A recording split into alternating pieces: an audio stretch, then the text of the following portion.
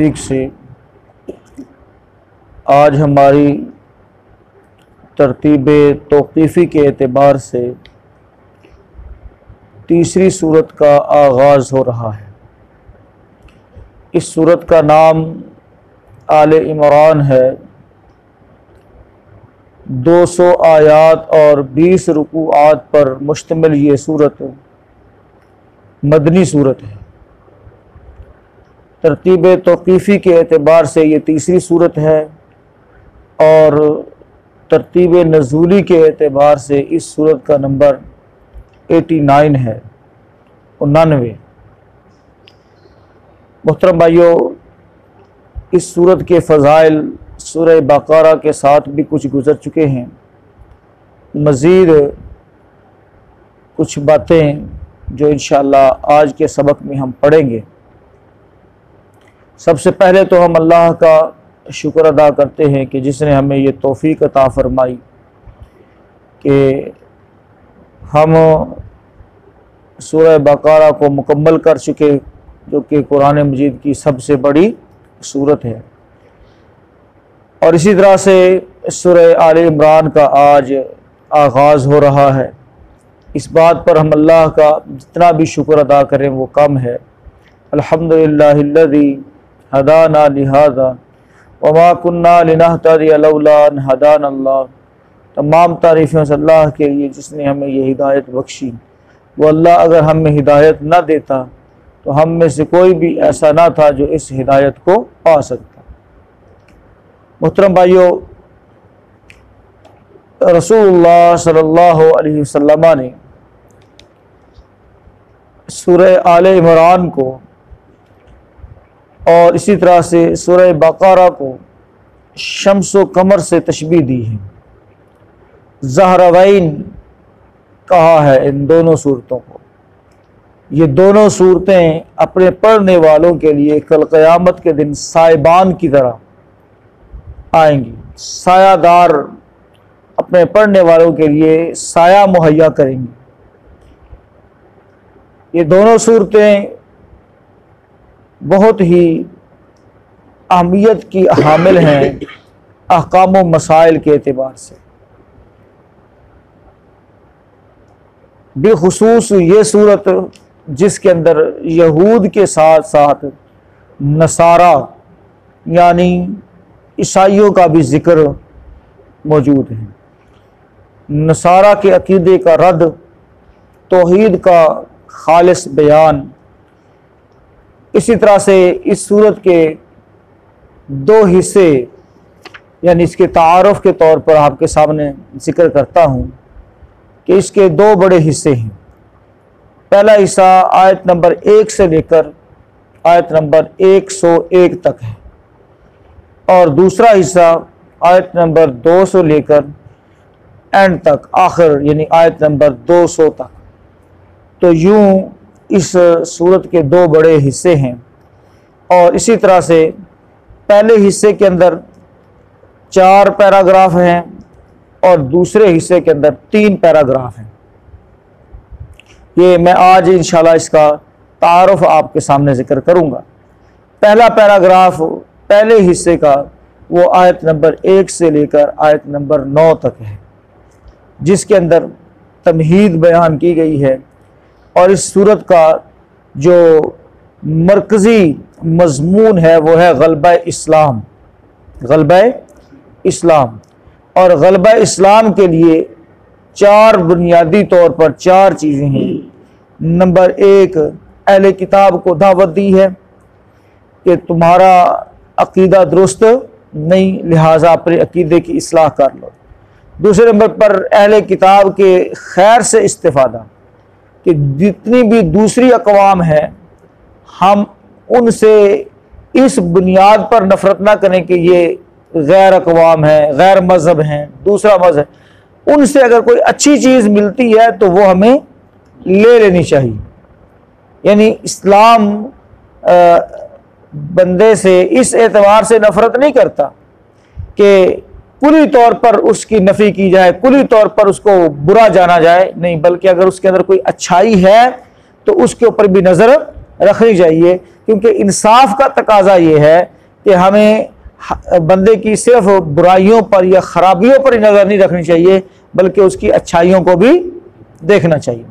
Number 3, अहले किताब के जो शर है उससे हमेशा इज्तनाब करना।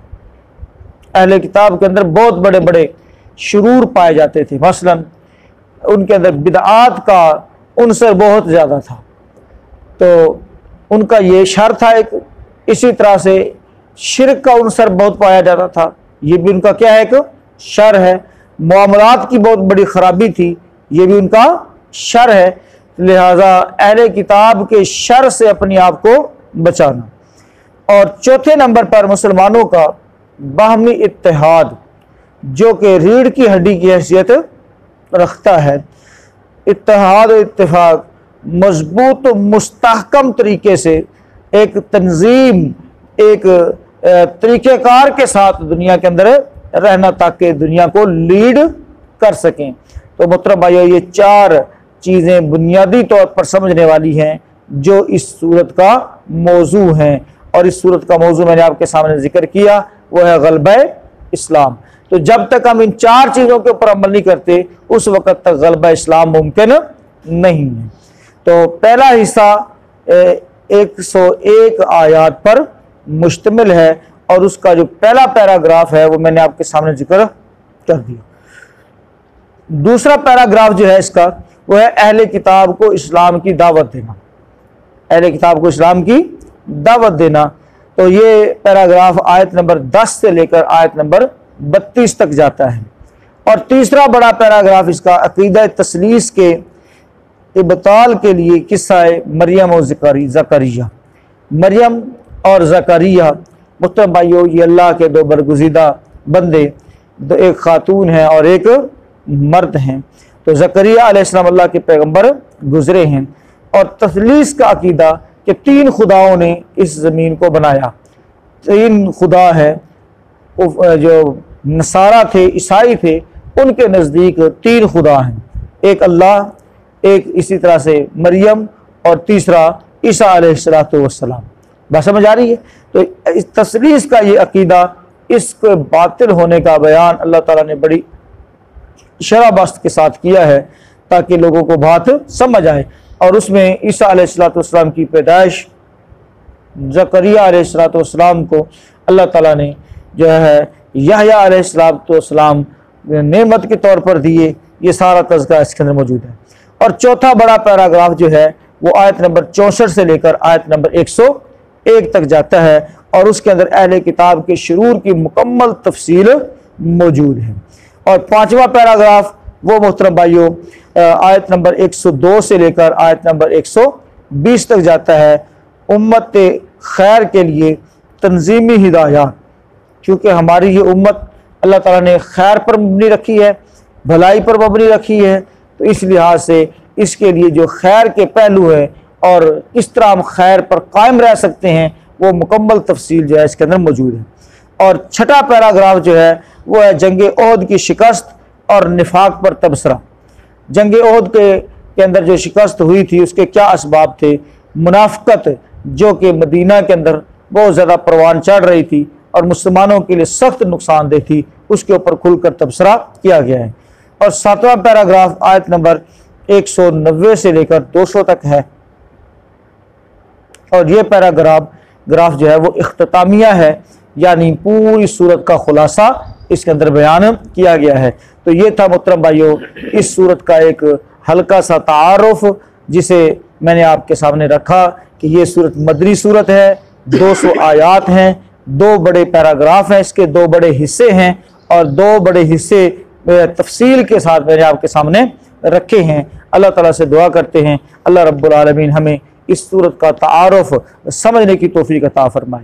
इस सूरत के अंदर मुहतरम भाइयों 3542 अल्फाज हैं, और जो हुरूफ हैं इसके वो है 15,336 हुरूफ हैं, और हर हरफ पर अल्लाह रब्बुल आलमीन की तरफ से हमें 10 नेकियां मिलने वाली हैं। तो ये अगर हम हिसाब करें, काउंट करें, तो रोज़ाना की बुनियाद पर हम ये जो 2 आयत, 1 आयत आयत मुबारक या 2 आयात हम तिलावत करते हैं तो हर हरफ पर हमें अल्लाह के फजल से 10 नेकियां अता की जाती हैं। तो यूं हम नमाज पढ़ने के साथ साथ एक बहुत बड़ी खैर भी अपने साथ लेकर जाते हैं। अल्लाह रब्बुल आलमीन हमें इस पर इस्तिकामत अता फरमाए। तो ये तो इसका तारुफ था। मुहतरम भाइयों, तारुफ के बाद इंशाअल्लाह हम इसका तर्जुमा आगे इन आयात का देखते हैं। तो ये आयत मुबारक जो हमने आज तिलावत की हैं, ये इस सूरत का पिछली सूरत के साथ एक किस्म का ख़ास रब्त भी है। इन दोनों सूरतों का जो आगाज़ है वो हुरूफ मुक़त्तआत से हो रहा है और पहले 3 जो अल्फाज हैं अलिफ लाम मीम, ये हुरूफ मुक़त्तआत हैं। इनका माना मफ़हूम अल्लाह को मालूम है। ये कुरान मजीद के अंदर ऐसे ही लिख दिए जाते हैं, इनके माना मफ़हूम की तरफ मुफस्सिरीन नहीं गए बल्कि इसको अल्लाह के हवाले किया है। आगे है अल्लाहु, अल्लाह, ला इलाहा, अल्लाह जो है ये अल्लाह रब्बुल आलमीन का ज़ात बारी ताला का इसमें ज़ात है, इसमें ज़ात। अल्लाह, ला इलाहा, नहीं है कोई माबूद, इल्ला हुआ, मगर वही या उसके सिवा कोई माबूद नहीं। हुवल हय्य, वो जिंदा है, अल क़य्यूम, हर चीज़ को कायम रखने वाला है। नज़्ज़ला, नाजिल किया उसने, अलैका, आपके ऊपर, तुझ पर यानी ए मोहम्मद सल्लल्लाहु अलैहि वसल्लम, अल किताबा, इस किताब को, बिल हक़, हक़ के साथ, ये किताब आपके ऊपर हक़ के साथ नाजिल की। हक़ के साथ नाजिल से मुराद क्या है कि जैसा इसको होना चाहिए था वैसा बनाकर अल्लाह ताला ने नाजिल फरमाया। मुसद्दिक़न, तस्दीक करने वाली है, लिमा, उस चीज़ की, बैना यदैह, जो इससे पहले है।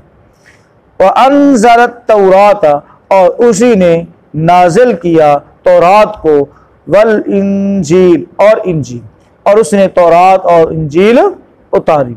यानी ये किताब हक़ के साथ अल्लाह ताला ने नाजिल फरमाई और ये अपने से पहले उतरने वाली तमाम चीज़ों की क्या करती है, तस्दीक करती है, उनकी मुहैमिन है, निगहबान है। और उसी अल्लाह ने तौरात भी उतारी थी और उसी अल्लाह ने इंजील भी उतारी। लिहाजा जिस ज़ाते बारी ताला ने तौरात उतारी, इंजील उतारी, उसी ने कुरान मजीद भी उतारा है। लिहाजा तौरात और इंजील पर तुम ईमान लाते हो तो कुरान मजीद को भी तस्लीम करो कि ये भी उसी चश्मे से फूटने वाली जो है चीज़ है और वहीं से उसी चिराग से आने वाली रोशनी है। तो जब तुम्हें उन पर एतराज़ नहीं तो इस पर भी एतराज़ नहीं होना चाहिए। देख लीजिए इन आयात को, जो बात समझ आए तो पूछ लीजिए।